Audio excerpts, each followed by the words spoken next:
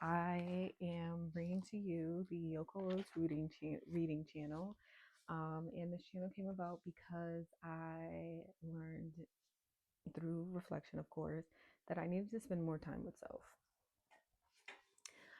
especially in my self care and creating time where I can just sit and be and reground myself. And something that I have been um, really curious about is African spirituality, especially after my journey to Cuba through the Regula Soul program, where I was introduced to the Maya Santeria, which stemmed from Africa and came over to the Caribbean through the transatlantic slave trade. So, one of my good friends that I met on that particular journey sent me this book. It's called Spirits Come from Water.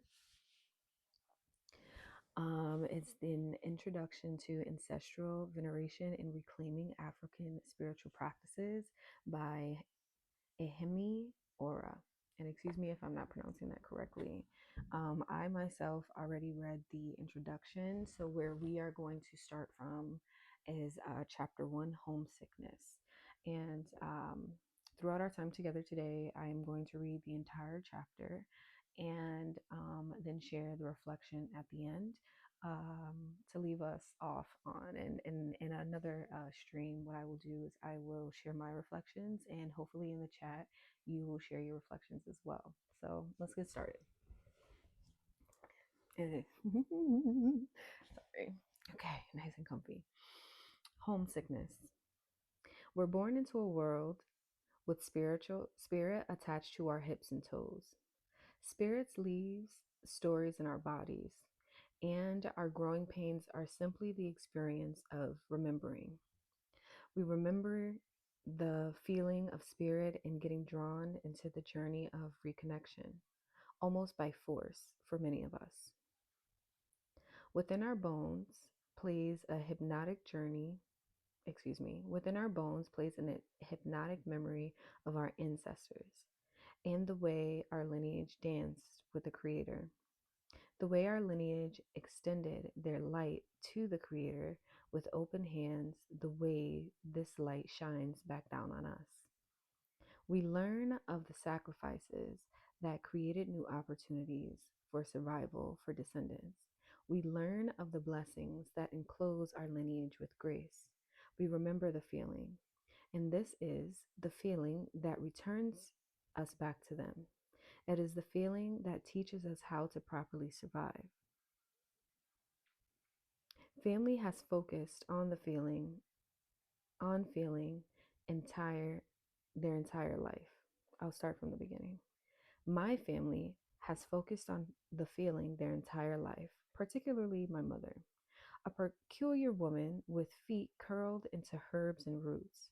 Her strength bounced off banisters and scaffolding, scared away aloof boys who attempted to challenge her in Abidjan City. That is a city in Nigeria. I did look this up. With Ohubu parents, she was raised Christian with a merger of indigenous spirituality and Okpara Inland.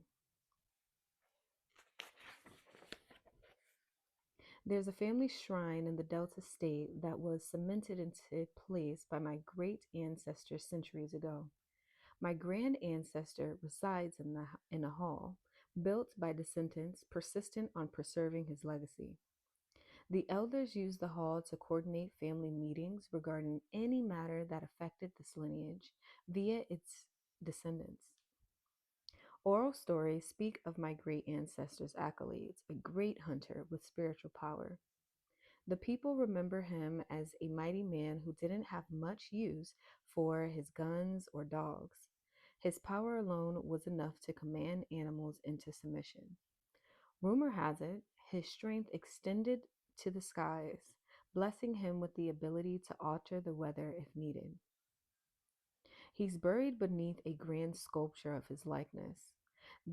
The expression firm, regal, and waiting as if he's been standing by for decades, just for your presence. The halls hold pillars illustrated by machetes and mirrors. If you're silent enough, you could hear the distant murmurs of barking dogs wailing for their beloved owner. The greatest gift of this ancestor left behind was the water. My mother would tell me stories about how our collective ancestors created covenants with water spirits for protection. She spoke dreamingly of a mermaid with a white tail and how our ancestors venerated them with absolute devotion. Being as they resided near rivers and oceans, this relationship allowed many of my ancestors who were fishermen not to experience undesirable water conditions while on boats. It was this sacred covenant that prevented our bloodline from dying by water. My mind drifted to the experience I had as a young child, the moment where I adventurously ran into the ocean, oblivious of the fact that I couldn't swim. Easily, the waves overtook me, and the light dimmed as salt engulfed my taste buds and lungs. After the water swallowed me, I don't remember a thing but waking up on the beach shore, surrounded by concerned family members. My childhood experience was the execution of the water's promise for my lineage: life, survival. As an adult, I think gratefully back to my great ancestor in the shrine house that was created from gravel and concrete. I think about the water divinity that ensures the well-being of their blood even after the time passed of centuries. Within the shrine's sacred walls, which is carefully shielded from the sun, is the home of a water spirit who wields machetes sharp enough to slice away unforeseen obstacles. A water spirit with the vitality of a hunter, with black eyes watching even in the darkness. Water remembers their children with protective defense, such as this water spirit that carefully shielded the lineage, as did my great ancestor. This spirit is family, my mother always reminds me.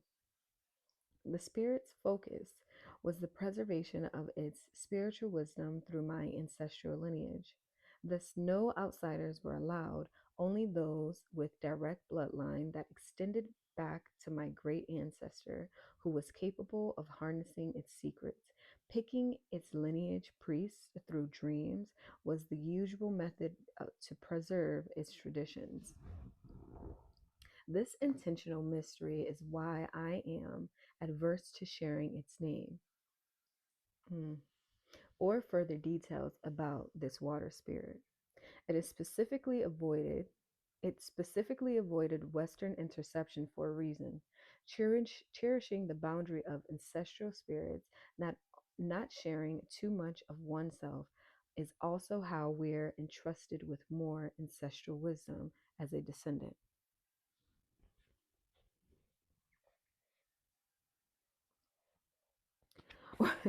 This divinity was incredibly aware of the politics of the environment, as most spirits are. The story of its calculated Western avoidance originated in a colonial Nigeria, where the British were planning to imperialize Nigeria. This spirit took note of the atmosphere of the region and jumped into dreams of one of my ancestors while they sleep. It shifted its form into a woman while in the dream and cried, "Wake up! You must hide. They're coming to take me away." Shit. It's like, no. It doesn't say shit. After being awoken by such an alarming dream, my ancestor enlisted the help of her family to protect the shrine from being looted by the British. They made the shrine taller, heavier, ultimately making it unmovable for British soldiers who desired to sell shrines to the black art market and art institutions.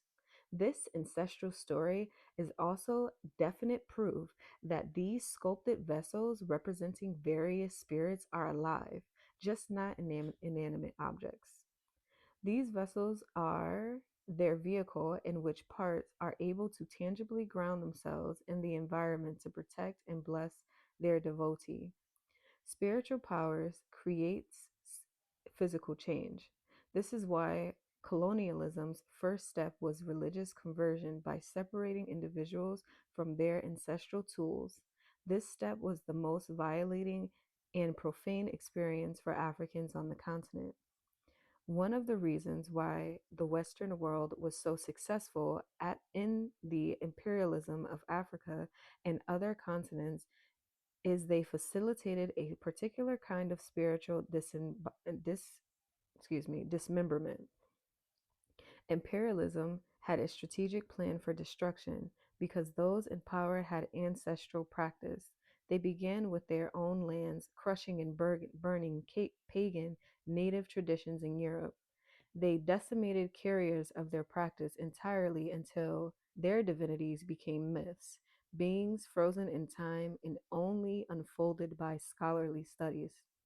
Imperialism was the gatekeeper, severely punishing us for the ways we commune with spirit. My father, who was a child in Edo state during the time Nigeria gained its independence, would speak stories of how these soldiers would go through the villages with money, manipulating children and teenagers to dispose their families. Isu, a powerful divinity that oversees choice and the crossroads in garbage bins with the influence of monetary payments. The forced separation of spirit for financial gain against the well being of the oppressed was primitive and tyrannical. I should have brought some water. I did not estimate how this would do on my throat. Anyway, the forceful removal of ancestral shrines is a common punishment indigenous spiritual practices face in a reality that wants to eliminate them completely. Such was the equal fate of the Benin Empire, a kingdom that resided in modern day Nigeria. The Edo are the descendants of the Benin kingdom. The kingdom of Benin was famously known for its artistic traditions of bronze castings. The bronzes were the bronzes were intricate artisan pieces that were equally powerful spiritual items used for ancestral altars and sacred rites. This spiritual art created a visual archive of spirit of ancestral heritage and wisdom for the people of the empire. Unfortunately, due to the British colonial overtaking of the region and its increasing conflict regarding trade with the empire, this spiritual technology would be removed from its resting place by catastrophic means. In 1897, the punitive expedition began, which was a forced invasion of the Benin Kingdom by the British, who captured the king and destroyed Benin City by fire. The siege would ultimately sanction the kingdom's fall into colonial British rule. This invasion would also open up the kingdom's compound to be ransacked and looted by British soldiers, displacing more than 10,000 royal art and sacred ancestral items, a majority residing within the British Museum. The arson would burn down the Great Walls of Benin, an architectural masterpiece. Its ashes incite a particular black grief within the body, a grief of histories being forcefully ripped from underneath us, mixed, yeah, we're not done, with an everlasting elixir of hope, a hope for the earth to realign itself. Give me one moment. Let me just check my cameras. We're good. We're good. We're good. Okay. Hold on. Okay. Okay. Oops. When you deprive individuals of their spiritual technology, you open them up to a kind of cultural vulnerability that pokes holes within their strength, disrupting their ability to reach for divine, allows their spiritual fortification to become easily compromised. As a result, you expose them to mental brainwashing, opening up the vulnerable to easily succumb any oppressive regimen imposed on them. This is why remembering is incredibly important for the